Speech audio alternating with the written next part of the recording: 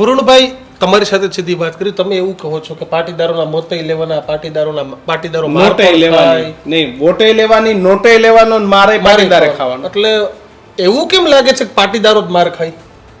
પણ આ ખાધો ને, ખાધો એટલે હું બોલ્યો છું.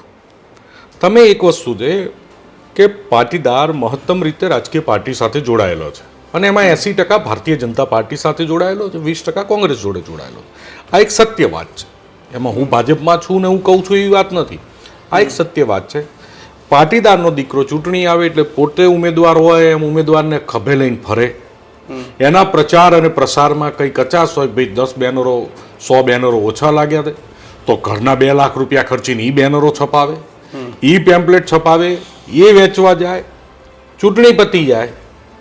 એક ટીનેજર છોકરાઓની અંદરની માથાકૂટમાં લુખાઓ એને પટ્ટે દંડેથી મારે, એની વિડીયો આવે. વસ્ત્રાલમાં રિકન્સ્ટ્રક્શન થાય, વસ્ત્રાલમાં લુખાઓને પોલીસ પાઇપેને દંડે મારતી માફી મગાવતી લઈને નીકળે. અમરેલીમાં ઘટના ઘટે, કોણ આરોપી છે કોણ નથી એમાં નથી પડવું. ઘટના રાજકીય હતી, સામાજિક હતી, એ વિષયમાં નથી પડવું. અમરેલીમાં રાજ્યના ગૃહ રાજ્ય મંત્રીએ ક્લીન ચીટ આપી દીધી વિધાનસભાના માધ્યમથી. અમરેલીની દીકરી નું રિકન્સ્ટ્રક્શન થાય અને ગોંડલમાં લુખાઓ મારે તો એ લુખાઓનું કેમ રિકન્સ્ટ્રક્શન ના થાય? અમરેલીમાં રિકન્સ્ટ્રક્શન હતું કે વરઘોડો હતો?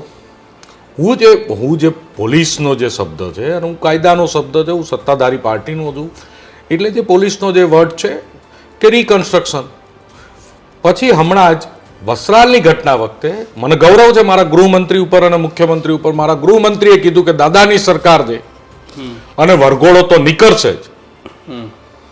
એટલે એ વરઘોડો ગોંડલમાં નીકળે એની રજૂઆત હું તમારા માધ્યમથી મારા ગૃહમંત્રીને કરું છું.